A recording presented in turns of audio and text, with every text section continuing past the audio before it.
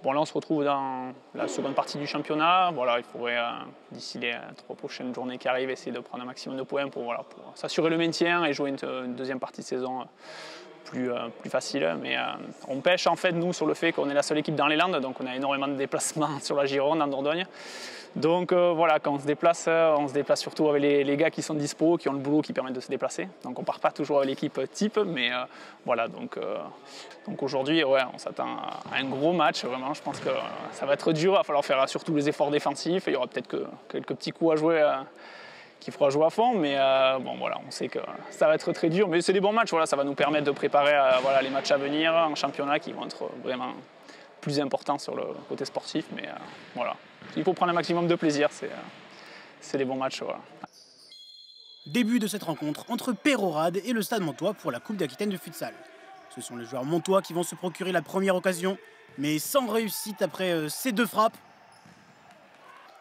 C'est Peyrehorade qui va ouvrir le score sur cette récupération, suivi d'une lourde frappe au premier poteau, 1-0 pour Peyrehorade. Les jaunes et noirs qui poussent, mais qui échouent une nouvelle fois sur le poteau. Et c'est sur un nouveau coup franc que Sofiane Fache-Galtier va trouver la faille et égalise à 1 partout.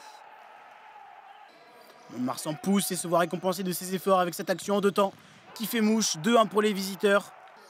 Et une première mi-temps riche en intensité où Peyrehorade arrive à tenir tête à une équipe montoise entreprenante.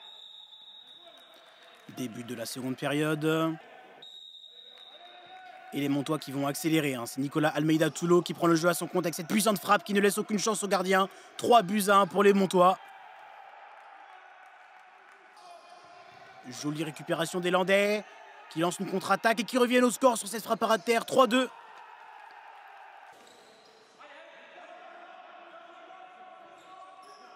Très bon pressing des Montois ici qui récupèrent le ballon.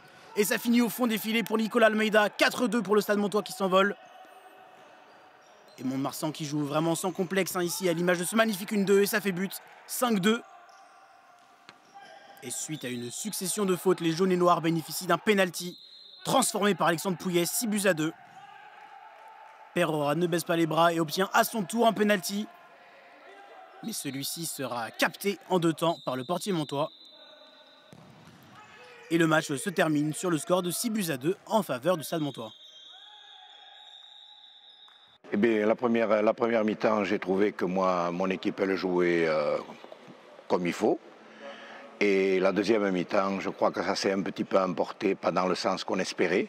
On a essayé de maintenir le score, ça a duré jusqu'au milieu de mi-temps. La seconde mi-temps, on s'est fait prendre un petit peu au score et sur les vitesses. Mais dans l'ensemble, mes joueurs, par rapport à cette équipe, j'en suis assez content.